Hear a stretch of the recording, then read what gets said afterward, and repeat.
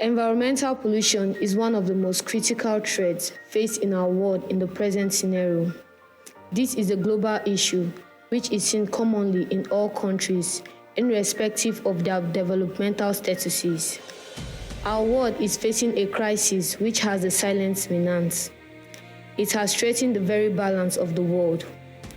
Environmental pollution is when human activities introduce contaminants in the environment, thereby leading to the disruption of the routine processes causing irreversible changes in the environment. The agents causing pollutions are called pollutants. Pollutants are substances occurring in nature or created because of extraneous human activities, based on the pollutants and the pollution caused in the components of the environment. My name is Agbaji Friday. I'm a medical doctor and I would like to talk on environmental pollution. Environmental pollution is defined as the presence of substances which are commonly referred to as pollutants or contaminants in the environment. These substances has deleterious effects on animals and also on man and also on plants and on the ecosystem at large. So there are various classifications of the environmental pollution. We have air pollution, land pollution, water pollution, radioactive pollution, and noise pollution. There are various activities of man that result in a poor or an unhealthy environment. Some of these activities include open and burning, discardation of waste inappropriately, incessant removal of substances that are toxic to plants, animal, and man at large. Okay, so there are things that can be done in order to avert the consequences of a bad environmental health, because a good environment would definitely give rise to a good individuals in the society, and a bad environment will give rise to a bad individuals or unhealthy individuals in the society. Okay, so some of the things that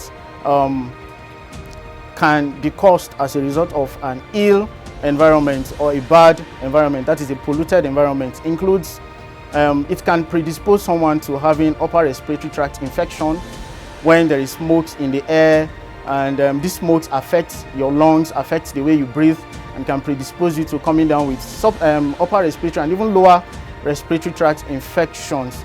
We also have cancers.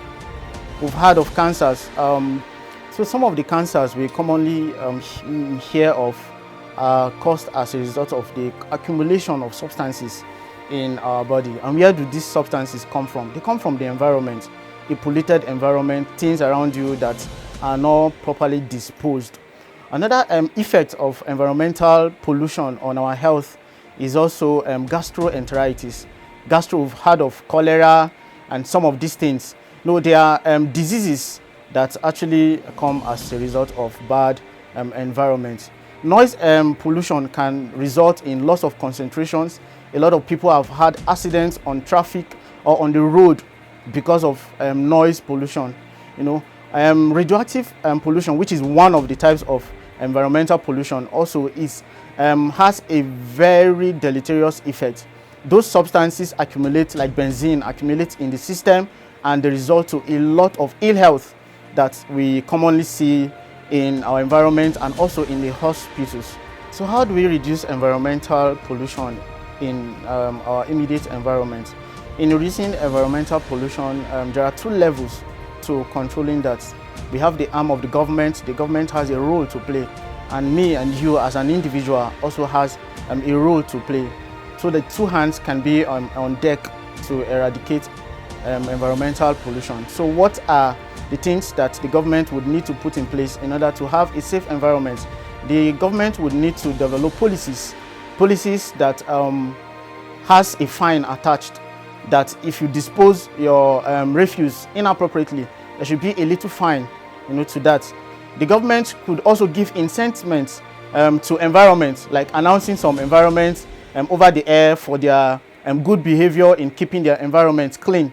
The government could also give rewards to individual houses or people in a certain environment that kept or has been able to keep the environment in a proper shape.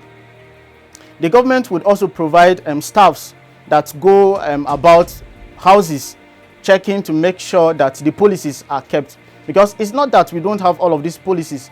The problem is that there are no people, there are no man to checkmate these things if they are actually being carried out by the masses or the people. So what are the rules or the things that me and you would need to do to have a safe environment? So some of the things we can do as an individual to reduce or prevent environmental pollution includes: 1, clearing of bushes around us, because this bush serves as a niche or harbinger for mosquito breeding, and that can predispose the individuals in that environment to coming down with malaria. We can also clean the gutters or the sewages around our houses periodically. We should make sure we do that all the time, from time to time. We should also make sure we do not practice open dumping.